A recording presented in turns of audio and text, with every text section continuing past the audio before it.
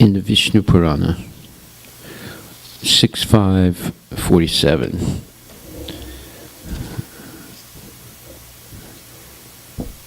And that verse says, Aishwaryasya samagrasya viryasya yasasastriya jnana viragyayos chaiva sanam bhaga itingana. Vishnu Purana 6.5.47. Full wealth, strength, fame, beauty, knowledge, and renunciation. These are the 6 opulence of the Supreme Personality of Godhead. So that means that he's all attractive. He has not some knowledge or some wealth or some beauty. He has all knowledge, all wealth, and all beauty, more than anyone else in material or spiritual existence. And actually there's much more detail about this. In the Nectar of Devotion, it's explained that Krishna has 64 transcendental qualities. And Lord Narayana has 60. And Lord Shiva has 86. Has 56. And Lord Brahma has 48, I think. Okay, so when we read, we'll come to that, and won't go over it today, but those 64 transcendental qualities, it doesn't mean that Narayan is a different person, or that Vishnu is a different person. They're all the same persons. Lord Shiva is a different person, and Lord Brahma is a different person, but they are connected to Krishna. Everything is connected to Krishna. Everything emanating from Krishna. Lord Shiva is somewhat exceptional. Lord Brahma is like us. He's a jiva. Lord Shiva is a little more complicated because he has an existence in the spiritual world and an existence in the material world.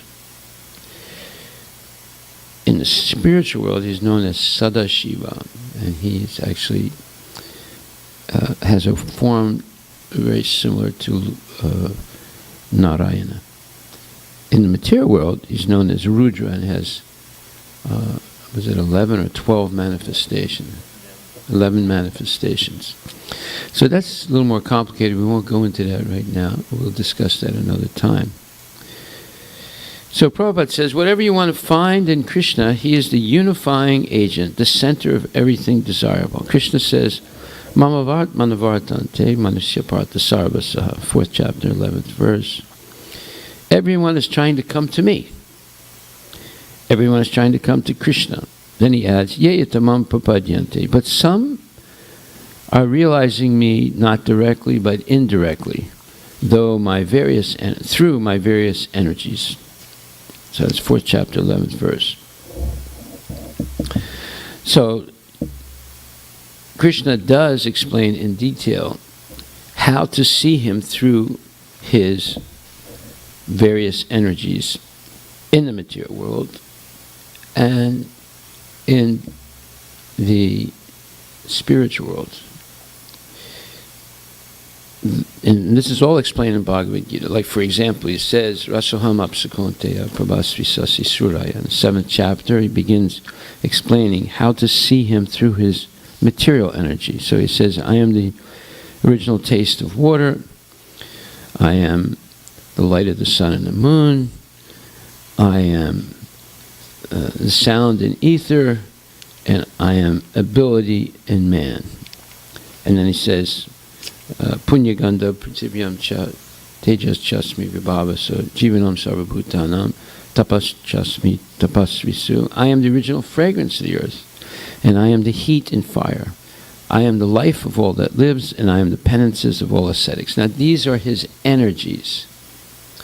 There's a difference in one sense between the energy and the energetic. He's the source of all energy, but that energy that emanates from him can be manifest in different ways, but it's all one. Like, for example, electricity can be manifested when it's used to run a refrigerator, but that cools. But at the same time, a part of that refrigerator heats up too. It's not that everything is cold in the refrigerator. The motor heats up, the refrigerator cools. One of these days we should discuss in more detail heat transfers. It's an interesting subject. And then secondly, electricity can heat up a heater, which now it's manifested as heat. So the same energy, which is one, electricity, can produce cold and it can produce heat. So in the same way, Krishna has different manifestations of his energy. And these are some of them. Then he says, Bijamam sarvabhutanam vidiparta sanatanam buddhi buddhimatam asmi tejas tejasvinam aham. He says that I am the original seed of all existences, the intelligence of the intelligent, and the prowess of all powerful men. So this goes on. We won't read all of them, but you get an idea. He's teaching in the 7th chapter, in the 10th chapter, in the 11th chapter, how to see him through the material, his material expansion of energies. Then he also teaches us how to see him in the spiritual world and some of its reflection in the material world. Brahmanu hi pratistaham amritasya vyasya cha sasvatasya chatarmasya sukaisya kantikasya cha. He says, and I am the original source of the Brahman effulgence, or the basis of the impersonal Brahman, which is immortal, imperishable, and eternal, and is the constitutional position of ultimate happiness. So I just quoted 7th chapter, verse 8, 9, 10, and it continues going on, 11 also, and 12, and then also now 14th chapter, 27th verse, where Krishna says, I am this impersonal Brahman. And then in the 15th chapter, he says, Upadastana mantra cha bhakta bhakta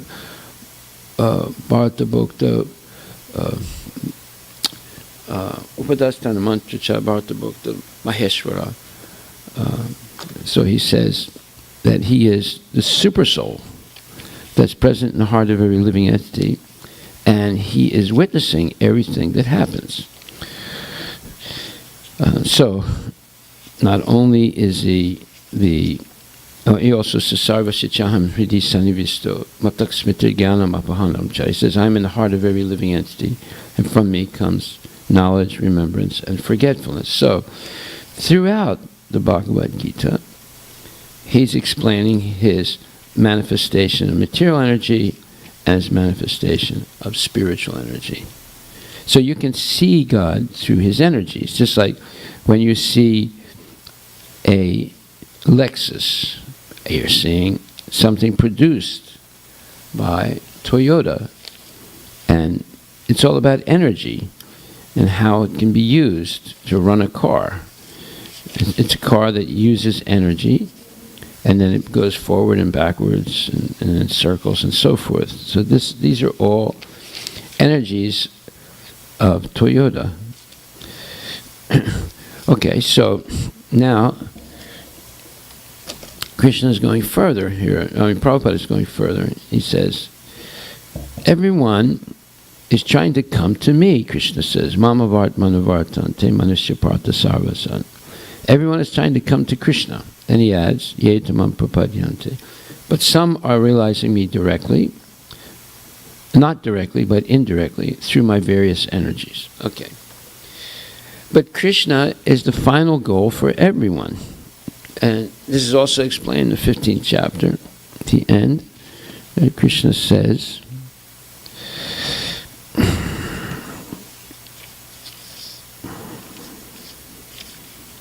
Yomam ajam asamoha veti janati purushottama janat sasarvavit bhajanti mam sarvabhavana bharata. Whoever knows me as the Supreme Personality of Godhead without doubting is the knower of everything. He therefore engages himself in full devotional service to me, O son of Bharata. So that's 15th chapter, 19th verse. He also says, Yasmat sharam asitoham aksharad apichotama atosmi loke vedecha pratitai purushottamaha. Because I am transcendental, beyond both the fallible and the infallible, and because I am the greatest, I am celebrated both in the world and in the Vedas as the Supreme Person. And Prabhupada writes, no one can surpass the Supreme Personality of Godhead, Krishna, neither the conditioned soul nor the liberated soul. He is therefore the greatest of personalities. Now it is clear here that the living entities and the Supreme Personality of Godhead are individuals.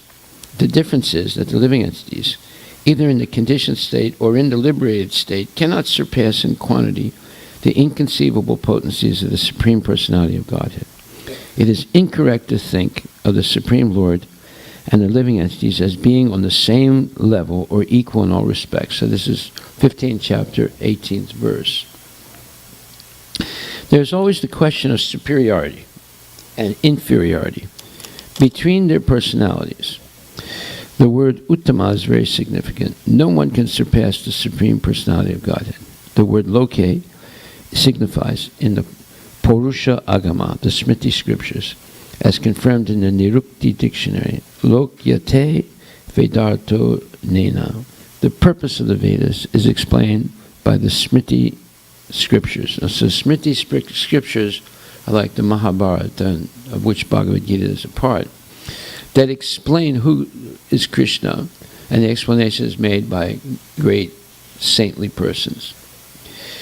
Bhagavad Gita, however, is Krishna speaking about himself. So even though it's in a Smriti Shastra, Mahabharata, it's actually Shruti, Krishna speaking about himself. And then the four Vedas are considered Shruti, Krishna speaking about himself. So the purpose of the Vedas is explained by the Smriti scriptures. The Supreme Lord, in his localized aspect of Paramatma, is also described in the Vedas themselves. The following verse appears in the Vedas, Chandogya Upanishad 8.12.3. Tavat esis samprasado smach charirat samuttaya param jyoti rupam sampadya svena rupen abinis padyate sa uttama purushaha. The supersoul, coming out of the body, enters the impersonal Brahma Jyoti. Then in his form, he remains in his spiritual identity.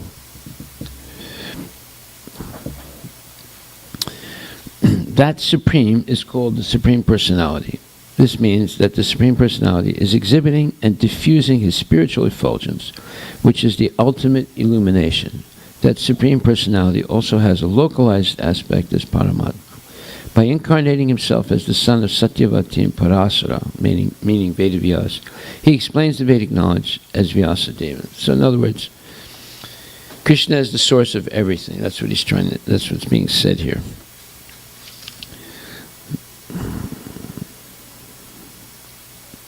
Okay, so then Prabhupada has made these important points. He goes forward. He says, Krishna is the perfect unifying agent. Insofar as his unifying power is concerned, he appeals in his various manifestations to all varieties of truth seekers. Now he's going to explain what those varieties are. This was all discussed yesterday. There are the Jnanis, the yogis, and the bhaktas. Notice he doesn't say the karma yogis, the ones who are performing karma kanda. They're more interested in what they can derive as sense gratification from doing some type of service. So there are three types of truth seekers: mental speculators, jnanis, seeking the impersonal or pervasiveness or Brahman; and meditators, yogis, seeking the personal presence in the heart or Paramatma; and devotees, bhaktas, seeking active personal reciprocation through love and devotion to Bhagavan Krishna, the absolute truth personality of Godhead. So you see, there's a major difference. They're not seeking something from Krishna. They're seeking to give Krishna. to offer to Krishna. And if Krishna wants to reciprocate with them, that's just fine. But even if he doesn't, they're also satisfied to continue offering to Krishna. Just like the love of a mother. Does the mother bill her child for all the service that she does? No. Is she seeking something back? She might be seeking something, but not very much. Not compared to what she's offering, right? So that's the closest materialistic example to a bhakta. Of course, a bhakta is unequivocally offering without asking anything back. And therefore, if Krishna wants to reciprocate, okay, asisyava padartam pinastamam adarsanam marmahato karotava yata tatava vidata tulampato mat pradanatas to save anaparaha. Oh my Lord,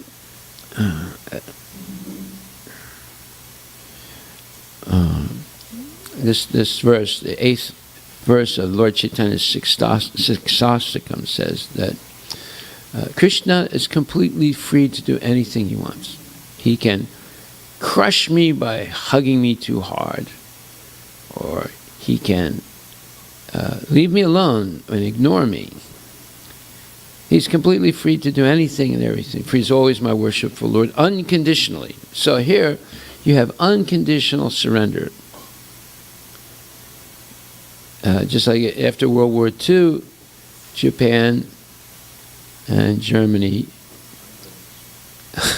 especially Japan, unconditionally surrendered. You know, they were not going to forgive anything, but they did make some conditions. That was, they were willing to let the Emperor of Japan remain, but not because they liked the Emperor. It was only a pragmatic thing, so that the Japanese people would feel some sense of continuity from their past. Yeah. And that was a smart thing. But they killed, they executed the big generals that led the whole war against the United States. So it wasn't unconditional. There are no conditions. And they made their own, let's say, gratuitous gestures. But they were selfish. You know, they wanted to somehow or other keep Japan intact.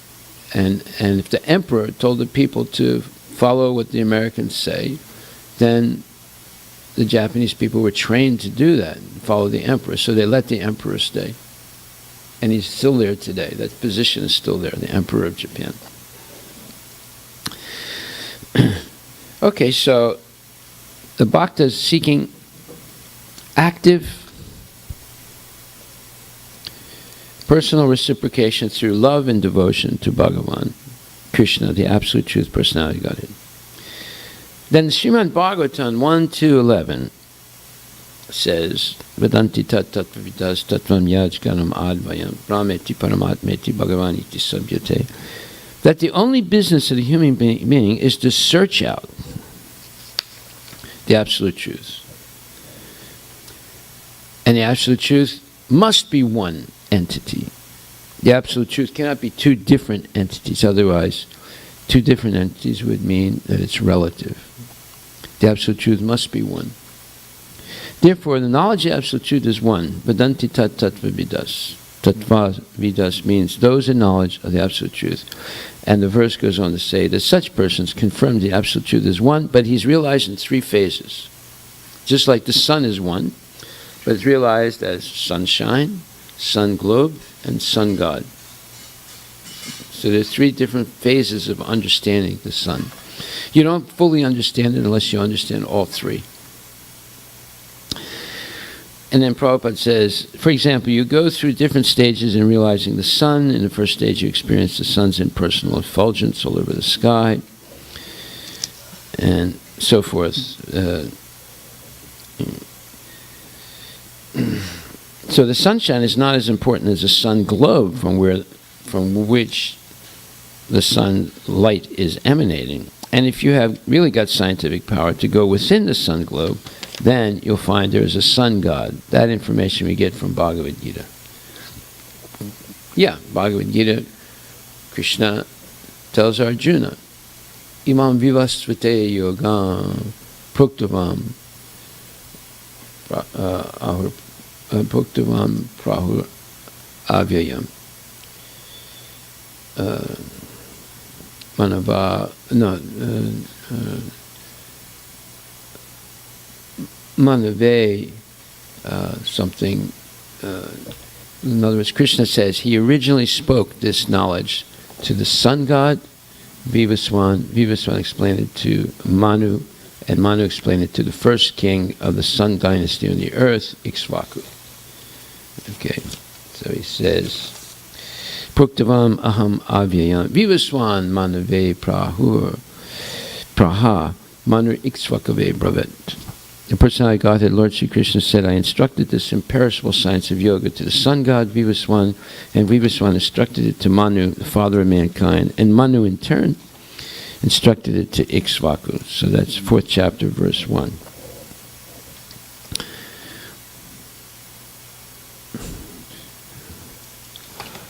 So we can see that Brahmeti Paramat Meti Bhagavan iti sabhyate. The Brahman means his impersonal pervasiveness through his effulgent energies. Paramatma or Supersoul means his personal presence within the heart. And Bhagavan means his overt personal presence as the Supreme Personality of Godhead. So these are different stages of realization. Okay.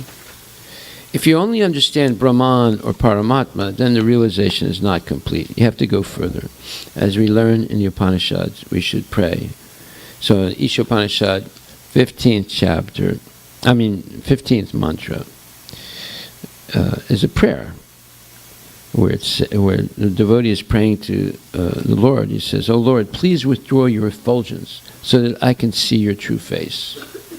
Shisha Upanishad, Mantra 15 says this. The author, Srila Vyasadeva, is praying, please wind up the glaring effulgence of yours so that I can see your real face. So the Lord's real face is there. And in Bhagavad Gita, Krishna says, Brahmanuhi pratistaham, this impersonal Brahman effulgence is resting on my personal existence. And then yesterday we discussed how the Mayavadis insist on Nirakar and Arupam, and the Lord has no form. But that's disproved by this mantra, Ishopanishad 15, that he has a form, he has a beautiful face. And Brahma Samhita, verse number 1, Ishvara Parama Krishna, Sat Chit Ananda Vigraha. He has a form made of Sat Chit Ananda. Vigraha means a form. And then Kunti Devi also reveals that Krishna has a transcendental form in her prayers. We'll get to that in a minute. And then also, the Brahma Samhita Yasya Prabha Prabhavato Jagananda Kotim Kotisva Sesu Vasadadi Vibhuti Bhinam Tad Brahma Niskalamanantam Ashesha Bhutam Govinda Mari Purusham Tamaham Bhajami.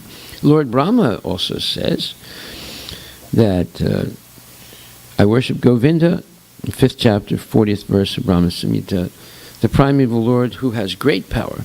The impersonal Brahman is simply the glowing effulgence of his transcendental form. So this Brahman effulgence is nothing but the effulgence emanating from Krishna's body. So this is where we came to yesterday in this discussion. And our homework was to read chapter 7, verses 24 and 25. Did anyone do the homework? Did you do the homework? Huh?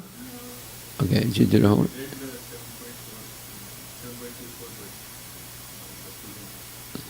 Well, you were simply supposed to read it, those two verses and the purport. So, Prabhupada says, Krishna has a very powerful bodily effulgence, and within that bodily effulgence, all creation has manifested. Just as within the sun's effulgence, all these planets are moving, and all vegetation is growing. Everything is existing within the sunshine. So similarly, Sarvam Klav Idam Brahma. Everything is existing within the Brahma Jyoti, Krishna's effulgence, whether spiritual or material. And in the Bhagavad Gita, Krishna says, Mayatatam idam sarvam jagat avyakta murtina, 9th chapter, 4th verse. this impersonal exhibition of this whole manifestation, it is I. Okay? Matstani sarvabhutani. Everything is existing within me. But not chaham tesu avastita, and yet I am not directly there. So, this is called achintya bheda abheda tattva. Simultaneously and inconceivably one and different. God is non-different from the material world. Actually, he is not different. But this material world is simply a transformation of his different energies. Now, the difference between Sankaracharya and his false interpretation of the Vedanta Sutra written by Vyasadeva and the Vaishnava Acharyas is the following. Sankaracharya had to establish the Mayavadi philosophy that worships something that doesn't exist. That's what Mayavad means. They worship something that does not exist. It's like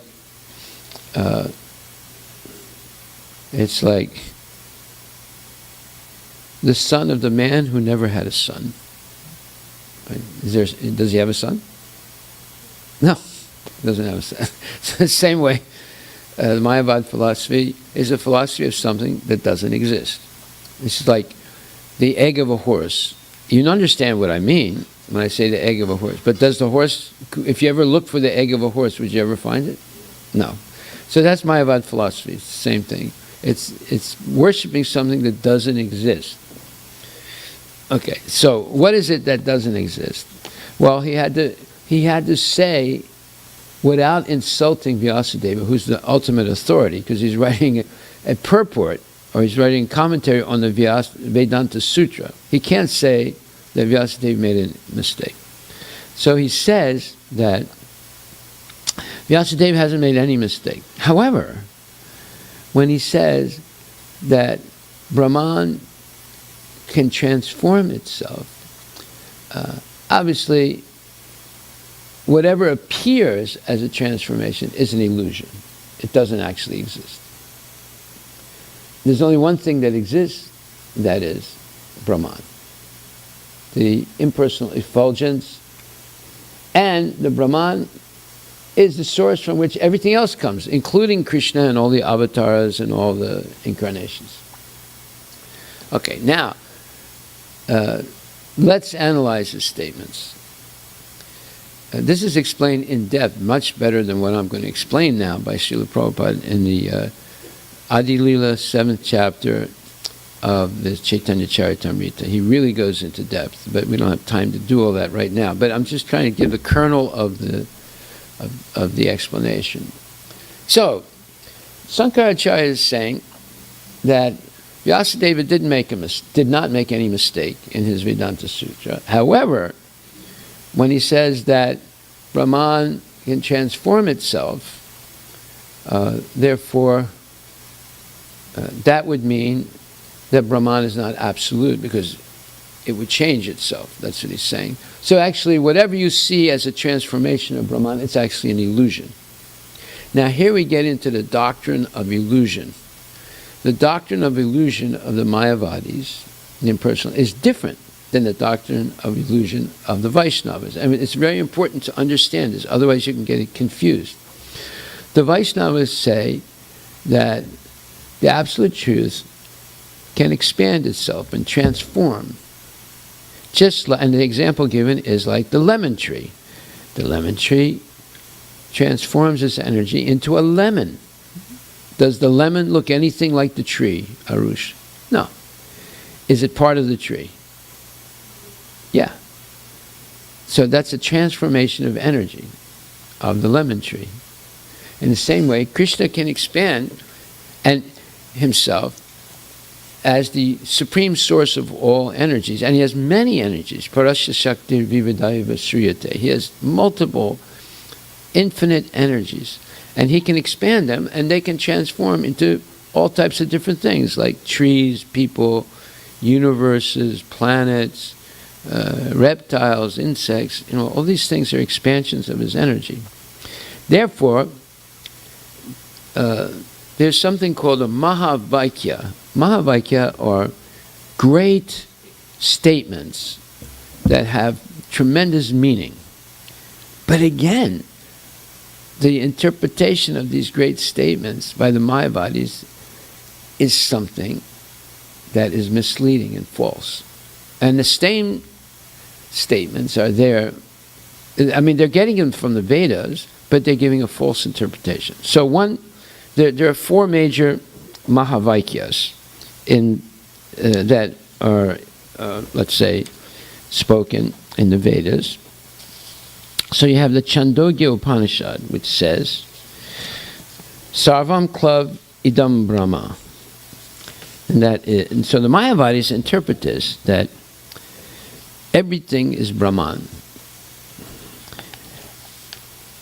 So therefore, and they say that the Brahman cannot transform itself. So therefore, when you see this world, we have tables and chairs and carpets and so many things, it's all an illusion, it doesn't exist. And Sankaracharya formulated this theory in his commentary to the Vedanta Sutra called Sarirak Bhasya. Now, all the Mayavadis, they study Sarirak Bhasya. And they quote from it. And it's their Bible. Now, the Sarirak Bhasya is a book that before you read this book, you're convinced you exist, your husband, your children exist, your house exists, your car exists, your 401k exists, Microsoft exists. After you finish reading this book, you're convinced it's all an illusion. None of it exists in reality. It's all false. And you see how brilliant Sankaracharya is. He was able to convince people that this whole thing is an illusion. It doesn't exist. Now, if it's an illusion, many people come to the conclusion that if it's an illusion, I can play with it then, because it doesn't really matter, because it doesn't exist.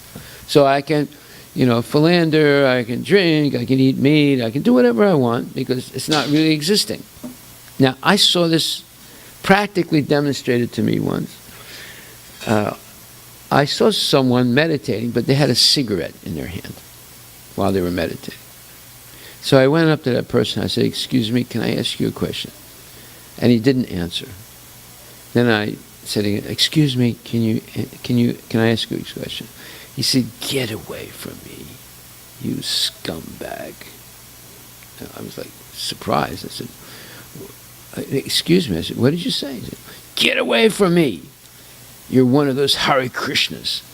You want to bring me down from my high level of meditation and samadhi." I said, "Well, if you're talking to me, you can't really be in samadhi." "See? You're just a scumbag." I said, "Look, I just want to ask you a question." I said, "How can you meditate holding a cigarette?" He said, "That's the proof that you don't know anything. You have no philosophy at all. Your philosophy, your guru has misled you completely." I said, "Okay, can you explain to me how he's misled?" "Look," he said, "I am not this body. Do you understand? I am not this body. I am pure spirit, Brahman. So I'm not smoking. It's only the body that's smoking." Now, this is complete nonsense, you see. This is what that Mayavadi philosophy leads to. If everything is false, then I can play with the falsity. It doesn't matter, because it doesn't really exist. As long as I think... Well, no, they don't say the Sarirak Bhasya is false. That's a good point. They don't say this. They don't say that their philosophy is also false, right? No. That's the problem. When you say something is false, then you have to be completely rational. Then everything is false, including your philosophy, right? So when they see this verse from the Chandogya, or this phrase from the Chandogya Upanishad, Sarvam Klav Idam Brahma, which says, everything is Brahman. But the correct understanding that the Vaishnava Acharyas have given is that everything is existing within the Brahma Jyoti, Krishna's effulgence. And we see it in the material world, and it's the same thing in the spiritual world. Everything in the material world, all the planets, all the universes, the sun, everything is existing within the Brahma Jyoti, which is pervading the whole universe and supporting it. This, in the material world, the Brahma Jyoti enters and is reflected off of the sun. So actually we're seeing the reflection of the Brahma Jyoti, the spiritual effulgence of the spiritual world. But it's the source of all energy in the material world also. And everything is supported by it, as Prabhupada says. And within that bodily effulgence, the Brahma Jyoti, all creation has manifested. Just as within the sun's effulgence, all these planets are moving and all this vegetation is growing. Everything is existing within the sunshine. Now, if the sun went off today, stopped shining, what would happen? Huh? Not only would it be dark, everything would die. You, me, everything, the plants, the trees, everything would die very quickly. So it's sustaining all life throughout the whole universe. Okay, so they use this Mahavaikya to say that everything is Brahma Jyoti, and they have a second thing that's their Mahavaikya that is a false statement, and it says Brahma Satyam Jagat Mitya. Prabhupada quotes that and explains it. When I was a new devotee and I read that for the first time, I thought that was our philosophy, Brahma Satyam Jagat Mitya. But it took me about 3-4 years to realize that this is not our philosophy at all. This is a false statement by the Mayavadis, which means Brahma Satyam, only Brahman is real, and Jagat, the entire material creation, is false. That's one of their Mahavakyas, but it doesn't exist in the Vedas. Therefore, when they speak of Mahavakyas, they don't enlist that as a Mahavakya, but they repeat it all the time. Right? So, another Mahavakya, we'll go over the 4 major ones in a minute. So, here we see that the Mayavad philosophy, Mayavad means, Vad means worship, Maya means illusion. They worship something that doesn't exist. And what doesn't exist? Their explanation of the Vedanta Sutra, the truth about the Vedanta Sutra, is not real, it's false. But it's bewildering to untrained and uneducated people. Also their argument is in this is the original commentary in Vedanta Sutra. Everything, all the other commentaries, they came later, that this is the original. Well, it's true, but see, why did the Vaishnavas not write a commentary on Vedanta Sutra? Because the natural commentary on Vedanta Sutra is the Srimad Bhagavatam. Vedavyas wrote the commentary already, way before Sankaracharya. So therefore there was no need to write one. But after he wrote it and claimed that this is the first bona fide commentary, then the Vaishnavas started writing commentaries on Vedanta Sutra.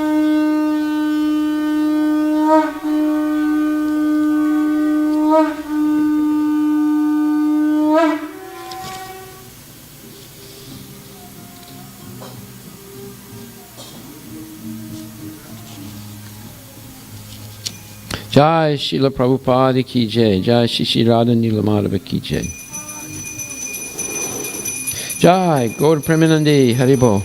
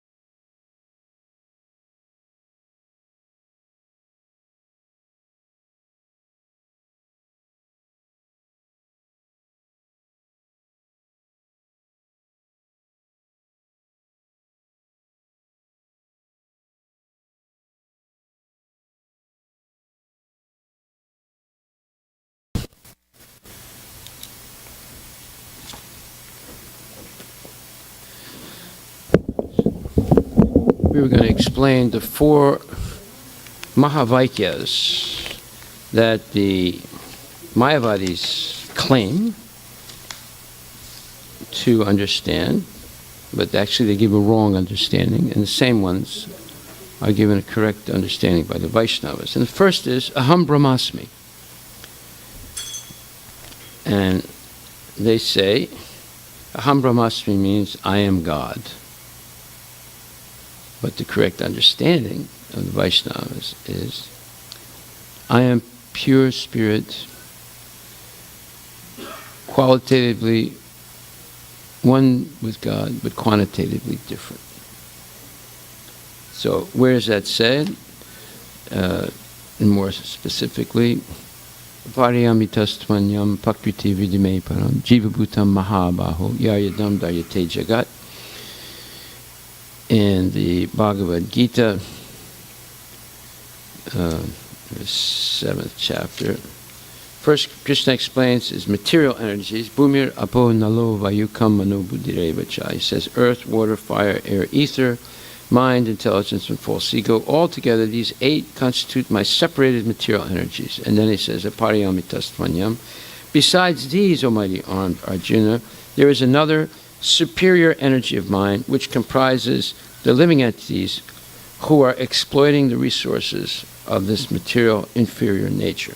So, this superior energy of mine is called spirit, or the soul. But Krishna is the super soul. There's a difference between Krishna and us. What is that difference? Nityo nityanam chaitanas chaitananam eko bahunam yo vidadati kaman. Krishna is the Supreme Personality Godhead, or the Supreme Eternal amongst all eternals, and He is maintaining everyone else. So I'm eternal, you're eternal, we're all eternal, Krishna is eternal, but the difference is Krishna is maintaining us, and we are completely dependent on Him. This is explained also, it's quoted in the Bhagavad Gita, in the purport to 2nd chapter, verse 12, in the purport. It's a quote from the Katha Upanishad 2.2.13. So, in the Vedas, the Katha Upanishad, as well as in the Svatara Upanishad, it is said that the Supreme Personality of Godhead is the maintainer of innumerable living entities in terms of their different situations, according to individual work and reaction of work. That Supreme Personality of Godhead is also, by His plenary portions, alive in the heart of every living entity. Only saintly persons who can see, within and without, the same Supreme Lord can actually attain to perfect and eternal peace. So, and today, Krishna is, and also Krishna is giving that same statement to Arjuna in 2nd chapter, 12th verse, Natve vaham jatu nasam natvam nemi janadi baha nachayvina bhavishyama sarvivayam atakparam. Never was there a time, O Arjuna, when I did not exist, nor you, nor all these kings, nor in the future shall any of us cease to be. 2nd chapter, 12th verse. So basically he's saying that you are eternal, I am eternal, but the difference is, as explained in the Katha Upanishad, I'm the maintainer of the innumerable eternal souls, or jivas. In other words, they're all dependent on me. Okay, so in 7th chapter, 5th verse, 2nd chapter, 12th verse, Krishna is saying that all souls come from Him, and the Katha Upanishad explains, but the difference is that He maintains everyone else, and everyone else is dependent on Him. So this translation that the Mayavadis give of this Mahavakya, Aham Brahmasmi, is totally wrong.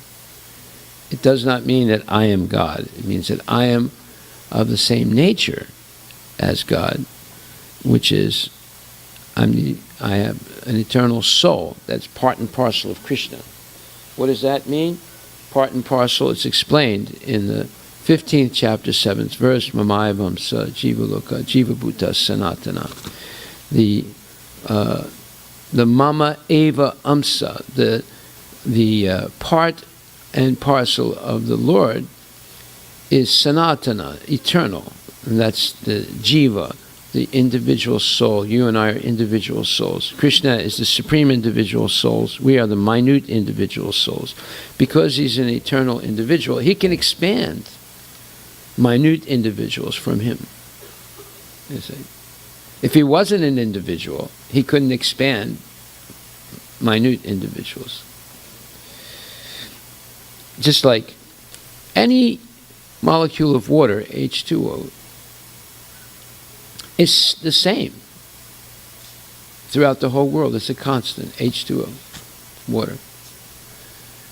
Now, you can have an ocean of water, or you can have one drop of water, or you can have one molecule of water. It is the same. However, the ocean of water has a lot more of the molecules than the one molecule. So they're qualitatively the same, quantitatively different. And in the Ishopanishad, the 16th mantra, which says, Pusanekase yamasuya prajapatya vyuharasmin samaha tejo yatte rupam kalyanatamam tate pasyami yo savaso purusho ham sohamasmi. So this soham comes right at the end.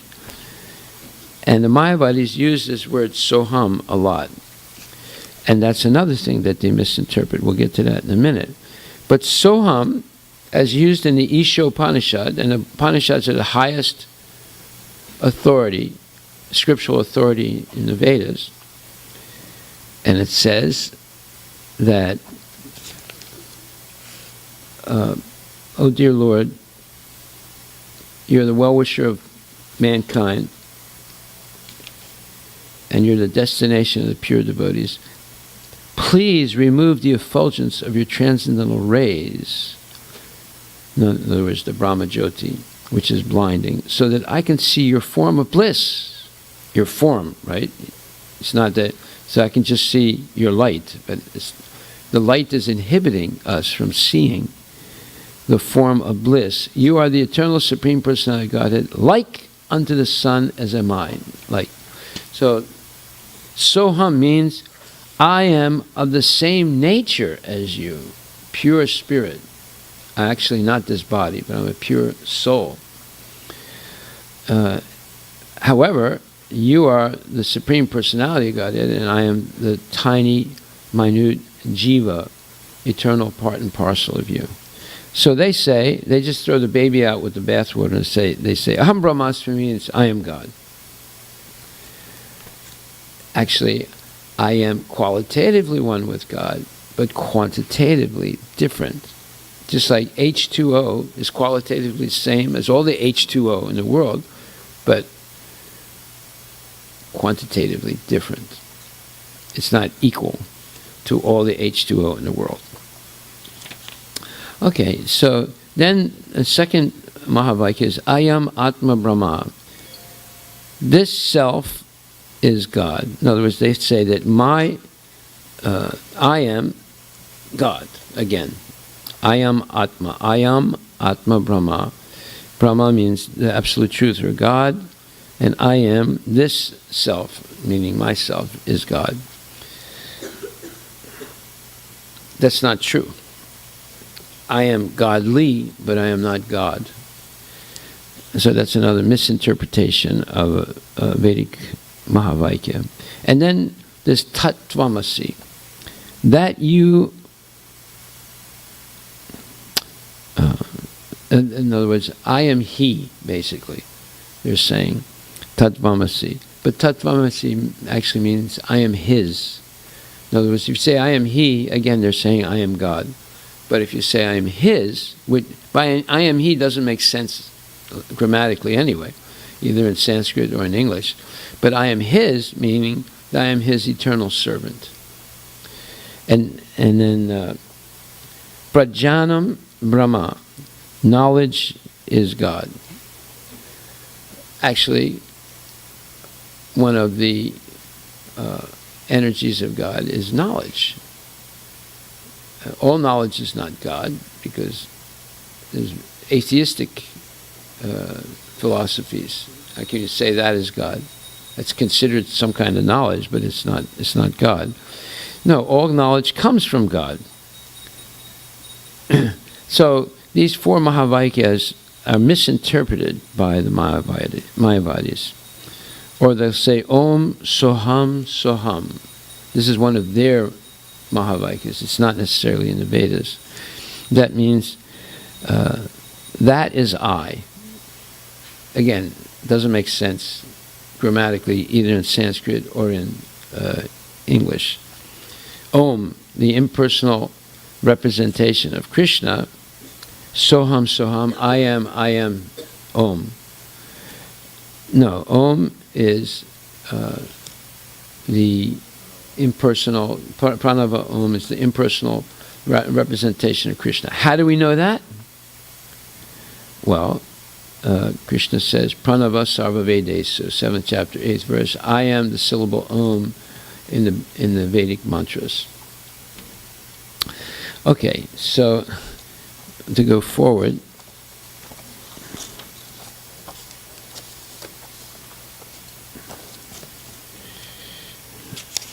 so Prabhupada is continuing in this discussion.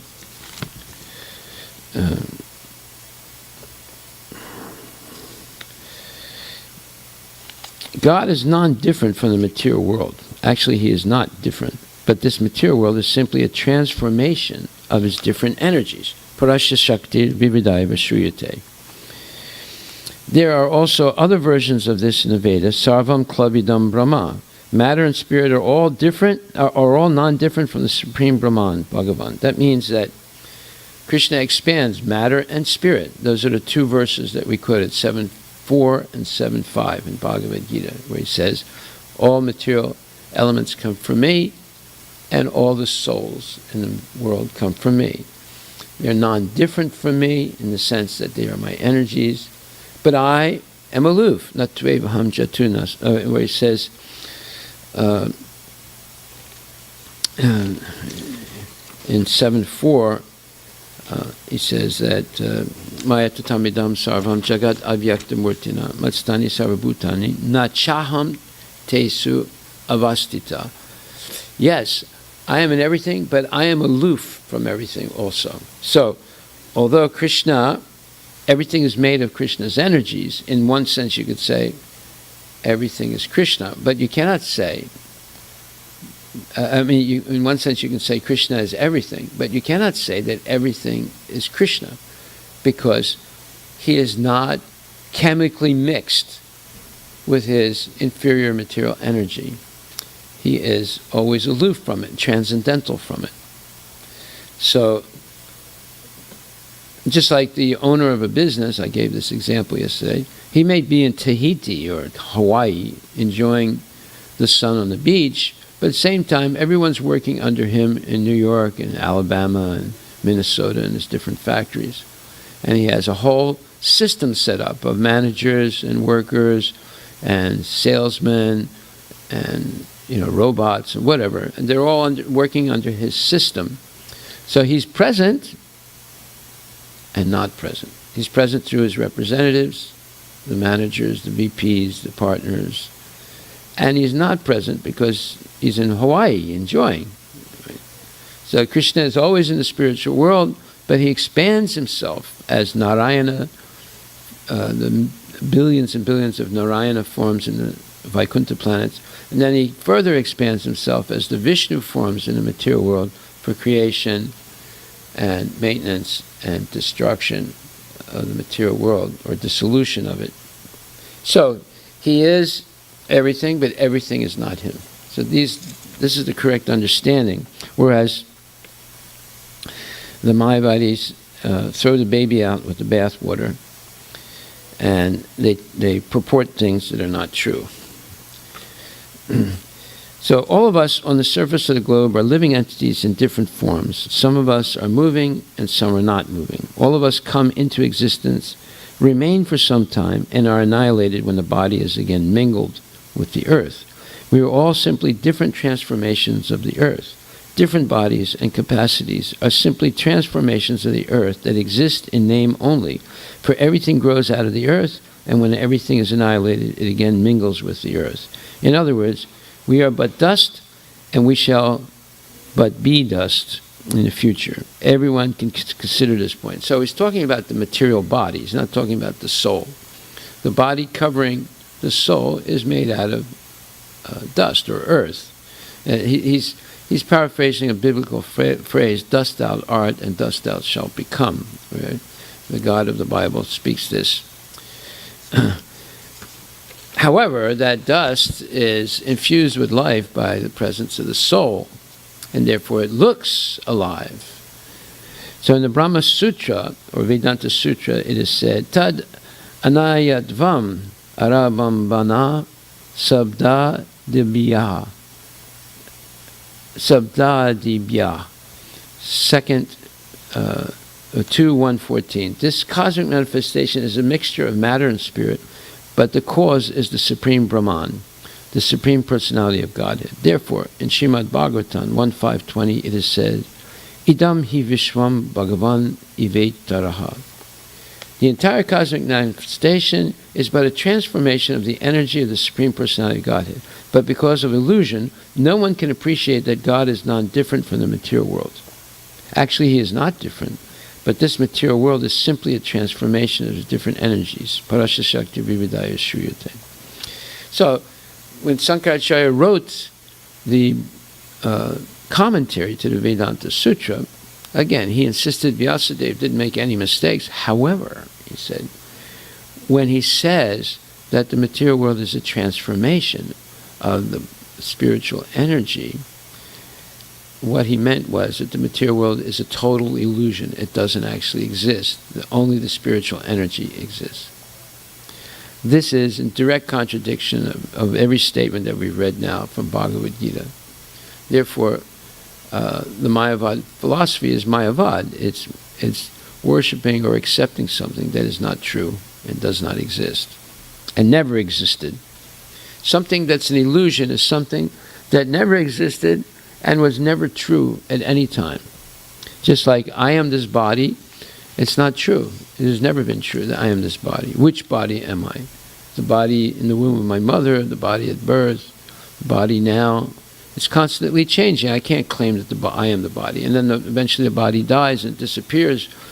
All the elements go back into the totality of the material elements. So I cannot say that I am this body. In the same way, I cannot say that the material world doesn't exist. The material world exists as relative truth. It's relative to Krishna, who's absolute truth. It depends on Krishna for its existence. It does not exist independent of Krishna. And it is not an illusion. It's real. If I hit you over the head with a hammer, is that an illusion? No, it's real. Right? And you feel it. Right? Even if you're intoxicated, you might not feel it when you get hit over the head, but when your intoxication goes away, you feel it really horribly. See? So, again, in the Bhagavatam, there's a verse, 1st canto, 5th chapter, 20th verse, Idam hi Vishwam Bhagavan Ivetaraha. The entire cosmic manifestation is but a transformation of the energy of the Supreme Personality of Godhead. But because of illusion, no one can appreciate that God is non-different from the material world. So, what is the doctrine of illusion in Vaishnavism, and what is the doctrine of illusion in Mayavad philosophy? The Mayavadis say the whole material world is an illusion. You're an illusion, your body is an illusion, individuality is an illusion, and therefore they explain that the way to get out of illusion is by rejecting everything, including your own individuality. And then you'll attain eternal peace by merging into Brahman. You become God. And God is an eternally emanating force that's impersonal. The Vaishnavas say that the material world is real, but it's temporary, temporarily manifest and temporarily unmanifest. But even in its unmanifest state, it still exists as potential energy. E equals mc squared, as Einstein said. However, what is illusion? So the material world is not an illusion. But what is an illusion is that you can find some situation in the material world where you will have sustained happiness. That is an illusion. But that is exactly what everyone's trying to do. Everyone's trying to have sustained happiness in the material world by buying houses, security systems, insurance, guns, guards, and so forth. And they want privacy in which they can enjoy sense gratification without anybody else interfering with them. Or in other words, as they say, man is king in his house. See? And nobody's a king in the house. If he's not a king outside, how can he be king inside? Right? We're always enslaved by birth, death, old age, and disease. So how can he be a king? But this is an illusion. Just like when you go to a casino, the casino makes you feel like God. They give you free things. Everyone smiles at you. And you see free shows and free dinners. They make you feel really good so that you'll lose all your money like an idiot. Okay. So the whole thing is an illusion. And when you don't have any money, many times it's happened, people go to the casino with their monthly salary instead of taking it home and giving it to the wife and kids. And they lose everything. And then they throw a fit and they say, give me my money back, give me my money back, I need that money, And then the casino security people come, take him into a room, call the police come and arrest him, they take him away, put him in jail. So, all that, oh, hello, how are you? Oh, Mr. So-and-so, we're so happy you're here. Here's $100 in free chips. And you can play at the slot machine, or you can play on the dice table. And here's a free dinner ticket. Oh, they treated him like a king, but when he lost all his money, they threw him out. And he was taken to jail. So the whole thing is an illusion that you can find some place in the material world where there's sustainable happiness. There's no place in the entire material world. Why? Because the material world is called Martya Loka, the place of death, old age, and disease. So what kind of sustained happiness you can have? When the material energy is the entire cosmic manifestation is but a transformation of the energy of the Supreme Personality of Godhead. And that means that everything belongs to Krishna. Bhuktaram yagitapasam sarvaloka maheshwaram suridam sarvabhutanam gyatvaman santim richati. Bhagavad Gita, 5th chapter, 29th verse. 28th or 29th? Let's see. Yeah, 29th verse. This says that Krishna is the Bhukta, the beneficiary of all sacrifices. He is Maheshwara. He's the supreme owner and controller of everything. Our bodies, our senses, all the planets, all the universe, it all belongs to Krishna. It's all made from his energy. He's present in every atom of it by his expansion as Paramatma. He's present in the heart of every living entity. And everything is situated on his Brahma Jyoti effulgence.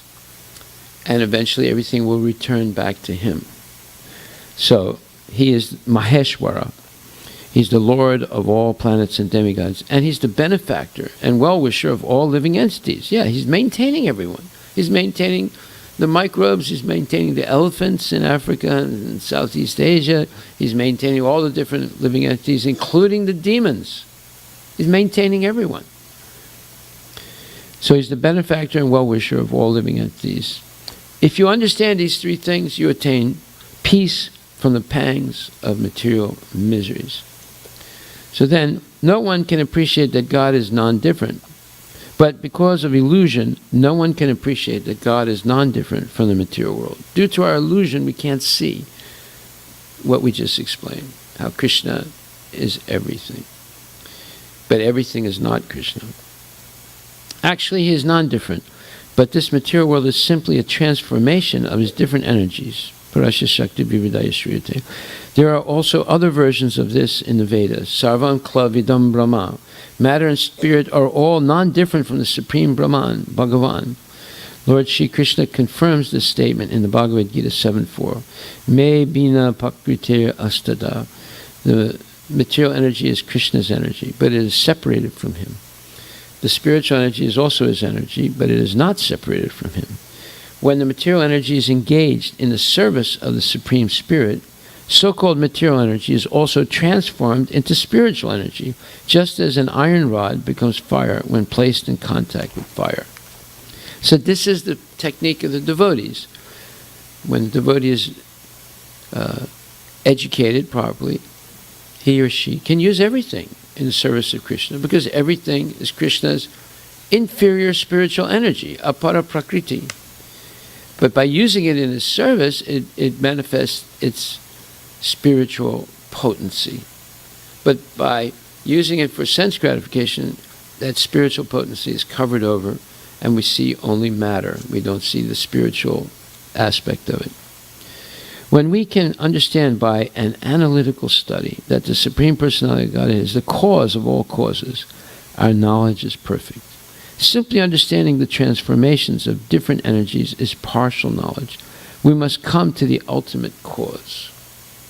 Nate vidhu svatagatim hi Vishnum. Srimad Bhagavatam 7.5.31.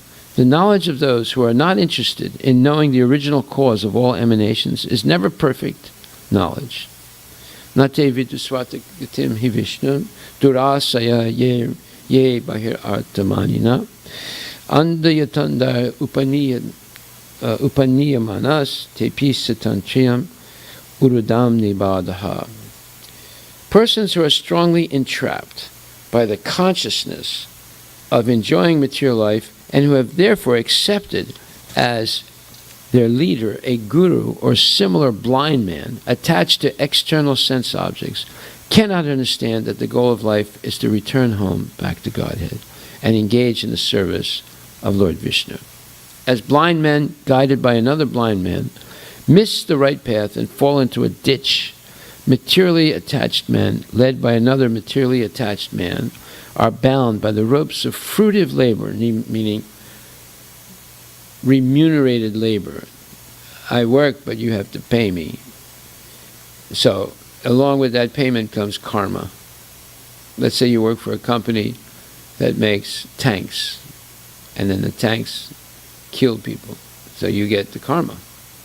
You get a part of the karma, not all of it, but a part of the karma for building such a thing that's used for killing people. Or let's say you work for a pharmaceutical company, and they make things that have arsenic in it or mercury, and they're used as inoculations for people. Say they inoculate a little baby on the second day of its existence with a mercury-laced medicine, so-called medicine. And later on the child becomes autistic. Well, you get part of the karma. Or let's say you work for a company that sells chicken, and people eat chicken, millions of them, like Kentucky Fried Chicken, or these other chicken companies, Tyson. They sell billions of chickens a year. Well, you get part of the karma, usually 1/6 of the karma. Okay, so if we follow blind men, or if we accept blind men as guru, then we fall into a ditch along with the blind man. And we suffer, and we continue again and again in materialistic life, suffering the threefold miseries. Since there must always be a difference of opinion between demons and devotees, Hiranyakashipu, when criticized by his son Prahlad Maharaj, should not have been surprised that Prahlad Maharaj differed from his way of life. Nonetheless, Hiranyakashipu was extremely angry and wanted to rebuke his son for deriding his teacher or spiritual master, who had been born in the Brahmana family of the great Acharya Sukracharya. Now, what does Sukracharya mean? It means he is the guru of Sukra. Sukra means semen. It means that he's only interested in earning money to maintain his family. So what kind of a guru is that? Right? The word Sukra means semen, and Acharya refers to a teacher or guru. Hereditary gurus, or spiritual masters, have been accepted everywhere since time immemorial. But Prahlad Maharaj declined to accept such a seminal guru or take instruction from him. An actual guru is Shrotriya, one who has heard or received perfect knowledge through parampara, the disciplic succession coming originally from Krishna. Therefore, Prahlad Maharaj did not recognize a seminal spiritual master. Such spiritual masters are not at all interested in Vishnu. Indeed, they are hopeful of material success, bahi artha manina. The word bahi means external, artha means interest, and manina means taking very seriously.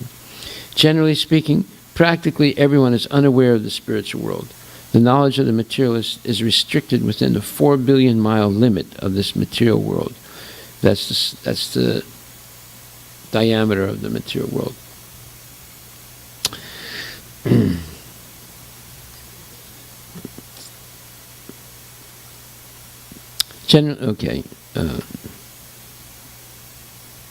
They do not know that beyond the material world is the spiritual world. Unless one is a devotee of the Lord, one cannot understand the existence of the spiritual world. Gurus, teachers, who are simply interested in this material world are described in this verse as andha, blind. Such blind men may lead many other blind followers without true knowledge of material conditions, but they are not accepted by devotees like Prahlad Maharaj. Such blind teachers, being interested in the external material world, are always bound by the strong ropes of material nature. There is nothing in the phenomenal world that is not produced by the supreme energy of the Supreme Personality Godhead. Aromas from the earth are different scents manufactured and used for different purposes, but the original cause is the earth, nothing else. A water pot made of earth can be used to carry water for some time, but ultimately the pot is nothing but earth. Therefore, there is no difference between the pot and its original ingredient, earth. It is simply a different transformation of the energy. Again, Sankaracharya refused to accept that Brahman can be transformed. And therefore, he's claiming that everything you see is an illusion. Originally, the cause or the primary ingredient is the Supreme Personality Godhead, and the varieties are only byproducts.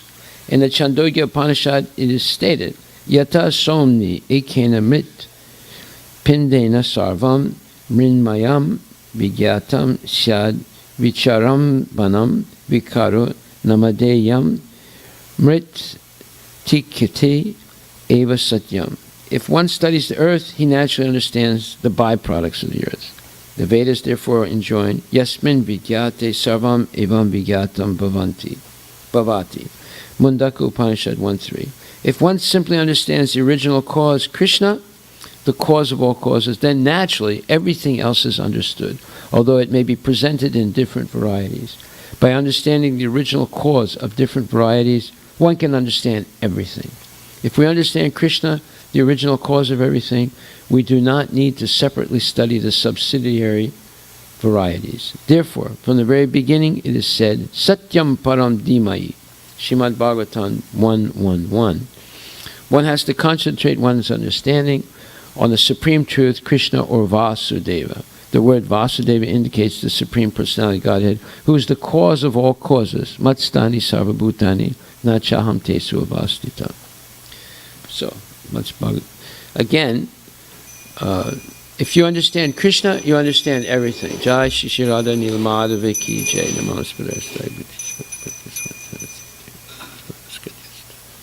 If you understand Krishna, you understand everything. If you don't understand Krishna, you will not understand anything correctly.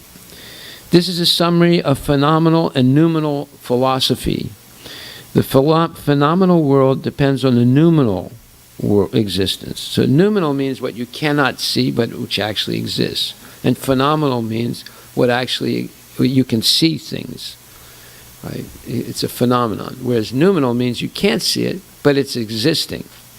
Similarly, everything exists by virtue of the potency of the Supreme Lord. Although due to our ignorance, the Supreme Lord is not perceived in everything. So the only reason we don't see Krishna everywhere and in everything is due to our own ignorance.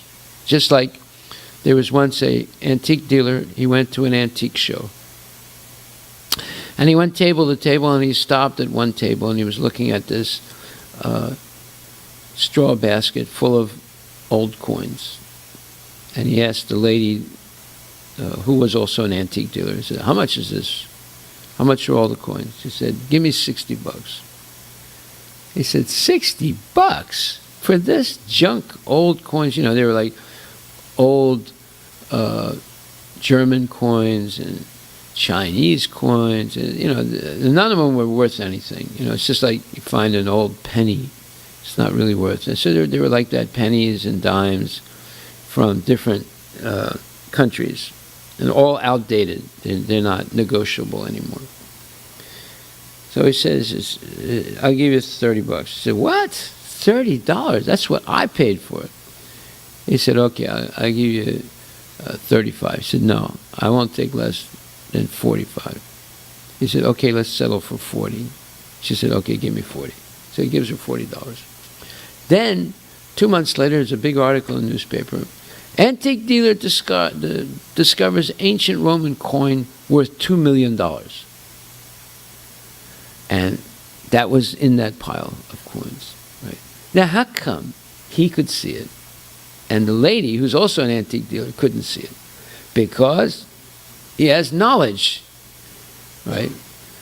Knowledge triumphs. Or as it says, Satyam Param Dhimahi. So the truth and knowledge will always triumph over ignorance. Okay, so Prabhupada made his point that Krishna is the unifying, all-attractive personality of Godhead, and people should all accept Krishna, and that'll unify everyone. And this answers Allen Ginsberg's question. America needs a large, single, unifying religious movement. Can Krishna consciousness be that movement? Answer, yes. And everything we discussed is proof that it can. And there's more to discuss, but we'll continue next week. So homework is read the Srimad Bhagavatam, first canto, first chapter, first verse. Om Namo Bhagavate Vasudevaya Janmadasya Yata Niviyad Itaratas Charte Swavigya Swarat Tene Brahma Hridaya Adhikavaye Muyanti Yat Surayaha Tejovari Midam Yata Vinimayo Yatruti Sargo Misha Damna Svena Sada Nirastakuhakam Satyam Param Dhimayi. So, explain what is Satyam Param Dhimayi. Satyam Param Dhimayi is explained here. Om Namo Bhagavate Vasudevaya. It's Vasudevaya, or Krishna, the son of Vasudevaya. Huh? Explain what Satyam Param Dhimahi means. Satyam means the absolute truth. Param means the supreme. And Dhimahi means I meditate on. So why should we meditate on Krishna? Well, if you do, it'll unify everything in your life, and it can unify all of society and all humanity. Okay? So thank you very much. Are there any questions?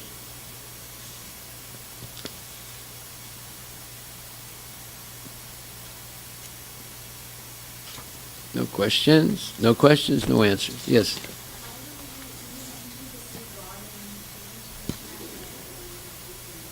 Yes.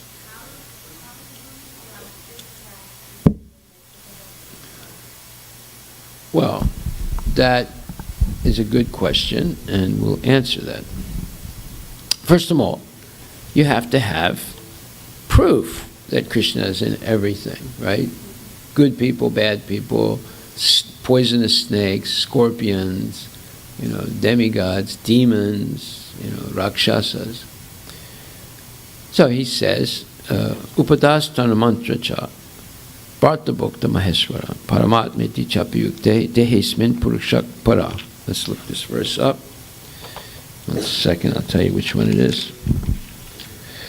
13th chapter, 23rd verse, Bhagavad Gita. And it says, yet in this body there is another, a transcendental enjoyer, who is the Lord, the supreme proprietor, who exists as the overseer and permitter, and who is known as the Supersoul. He also says in the 13th chapter, Chetra Gyam Chapimam Vidi Sarva Chetresu Bharata Chetra Chetra Gayor Gyanam Yatat Gyanam Matam Mama. 13th chapter, 3rd verse. So there's 2 verses now. 13th chapter, 23rd verse, 13th chapter, 3rd verse. Oskaina Bharata, O Arjuna, you should know, you should understand that I am also the knower in all bodies. And to understand this body and its knower is called knowledge. That is my opinion. And Prabhupada, Bhaktivedanta Swami Srila Prabhupada explains, while discussing the subject of the body and the knower of the body, the soul and the supersoul, we find 3 different topics of study. The Lord as supersoul, the living entity as the individual minute soul, and matter, which makes up the body. So when you look at a person, you should see these 3 things, theoretically. You might not be able to see it, but theoretically you should see God is present as supersoul in the heart. Also in the heart is the individual living entity, and it's all covered by the material body. 3 things: matter, individual soul, supersoul. That's all living beings. It can be a microbe, it can be an ant, it can be an elephant, it can be whatever. Everything, every living thing has those 3 things. We shall find 3 different topics of study: the Lord, the living entity, and matter. In every field of activities, in every body, there are 2 souls. It's not just one soul. There are 2 souls in every body: the individual soul and the supersoul, or Paramatma. Because the supersoul is the plenary expansion of the Supreme Personality of Godhead, Krishna. Krishna says, I am also the knower, but I am not the individual knower of the body. I am the super knower. I am present in every body as the Paramatma, or the supersoul. So now, there's a very nice verse that says that there are 2 birds on a tree. One is observing, and the other is eating. And the observing bird is Paramatma, and the eating bird is the Jivatma, the minute individual. When the minute individual bird shares or offers the fruit to the observing bird, Paramatma, then an eternal link takes place. It's called yoga. Yoga means linking up with God. But as long as the eating bird selfishly eats and ignores the observing bird, that is material life. And let's see, where is that verse?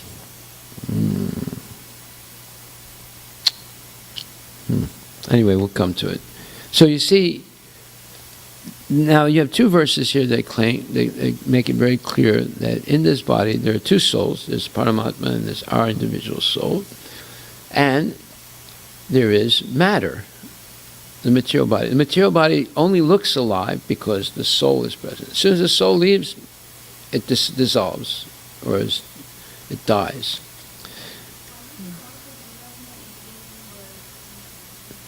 Because the Jivatma is selfishly eating. Like when people eat, the Christians, the Muslims, and so forth, and Hindus, they usually say some prayer before they eat to thank God, right? The Muslim, before he kills the cow, he says, Bismillah ar-Rahman ar-Rahim. He's glorifying God who's given him this poor animal to eat. Well, that's a bunch of nonsense. But at least he's recognizing God. And the Christian says, O God, hallowed be thy name, thy kingdom come, thy will be done on earth as it is in heaven. And he says, please give us our daily bread. Lead us not into temptation, and give us our daily bread. Right? So again, they're recognizing God. Not like the Muslim, Bismillah, and they cut the throat. However, they recognize it's coming from God. And the Hindu, he also prays, he thanks God for giving us this food. But the devotee not only thanks God, he offers the food first to God.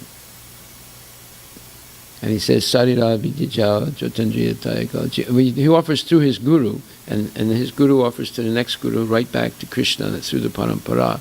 And then Krishna offers through the parampara coming back his mercy in the form of prasadam. So it's a little more, let's say, elaborate offering. There's offering going up and daya or mercy coming down, right? And the devotee does not eat, he respects the prasadam as the mercy of God. Okay? So eating is a gross thing, right? You can see people, in McDonald's and Wimpy's, they're eating, but the devotee is respecting Krishna's prasadam. It's a different thing. So as long as we're eating, we are blind to reality. But when we offer the food with love and devotion to Krishna, and Krishna accepts, it becomes his mercy, and then we respect his mercy. That's the difference. Okay, so then we want to... does that answer your question? Yeah, okay. There are many things in life that are gross, that are disgusting. But everything about Krishna consciousness, when properly done and properly understood, is wonderful and elevating and full of transcendental bliss and realization. So that's what we should be concentrating on, how to create the atmosphere of Vrindavan in our mind and body, in our house or home, in everything we do. Every gesture should be almost like a Bharatanatyam dancer, with the mudras. It should be poetic, and everything we say should be like a song, like Tyagaraja or Annamacharya or Narottam Das Thakur. It should be a song, a poetic song of glorification of Krishna. So when we live like that, then it's not an ordinary life. It suddenly becomes extraordinary, wonderful. So that's what we should do. Yeah. Yes. Yes.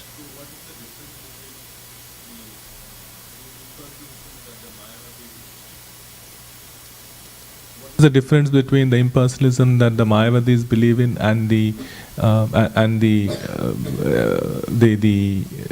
Brahman effulgence of the Lord? Right. Say that. Ask the question again. Speak slower. Okay. So we have three aspects of Krishna. One is the impersonal Brahman, Paramatma, and the Bhagavan. So is the impersonal concept of the God which the Mayavadis believe same as the impersonal Brahman? Okay. Yes. But it's just like this.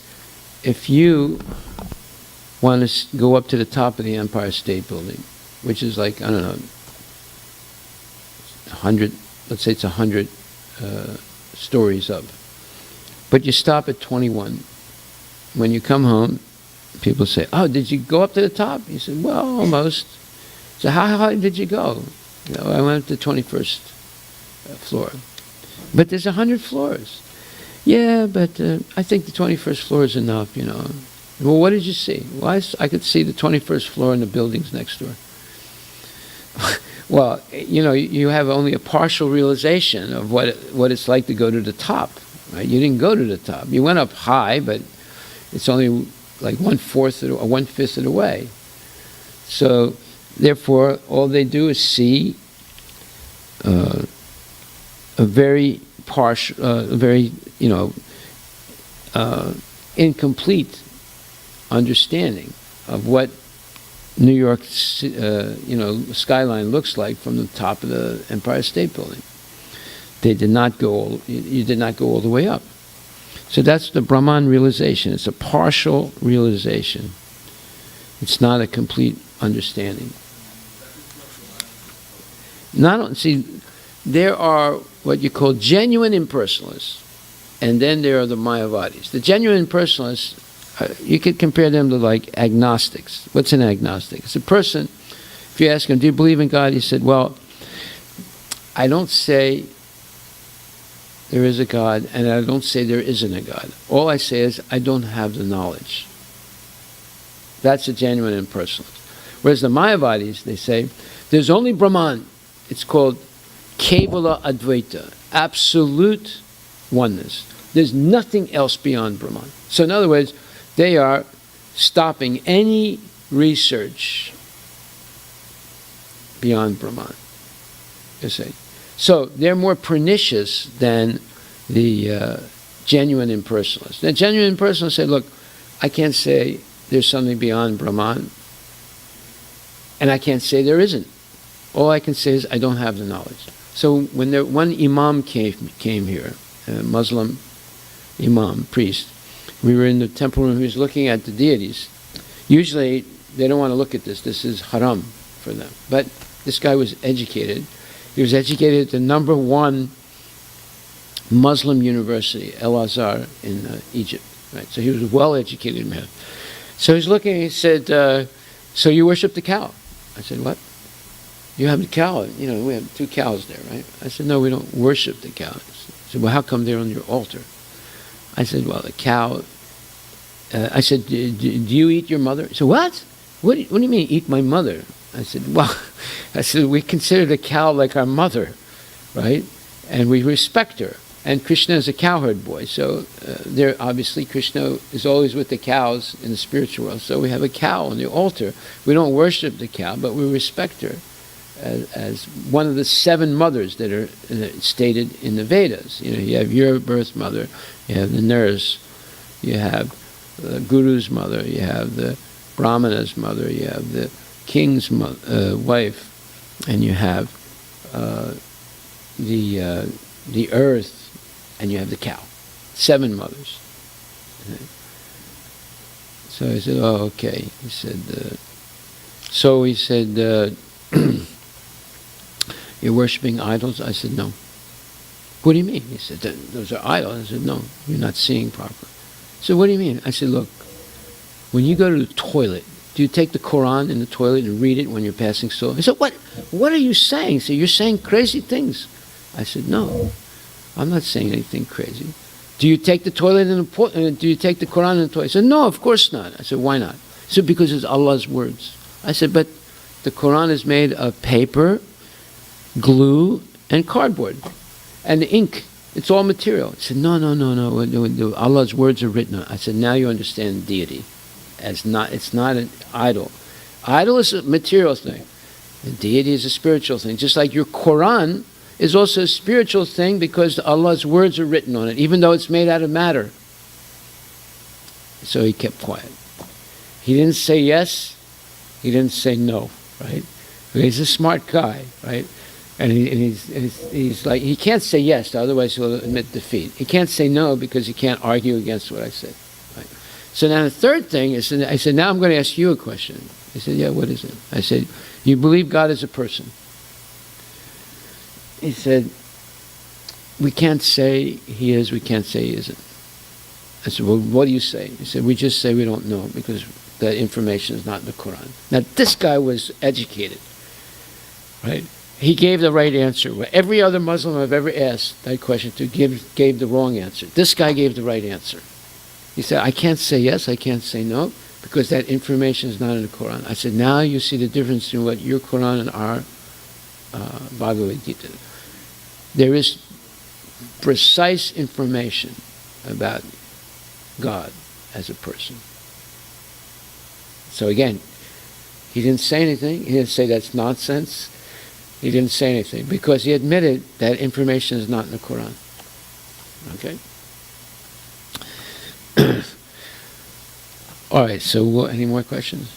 So you asked me, is it the same Brahma Jyoti or Brahman that the Mayavadis are talking about as the Vaishnava? Yes, but their understanding of it is incomplete. They make this extremist, terrorist claim that there's nothing beyond it. And therefore that's called Kevala Advaita, absolute oneness. There's no such thing as something beyond the impersonal effulgence of the Brahman. So that's complete nonsense. They're preaching blindness. Right? Hare Krishna. So we'll stop right there. Thank you very much.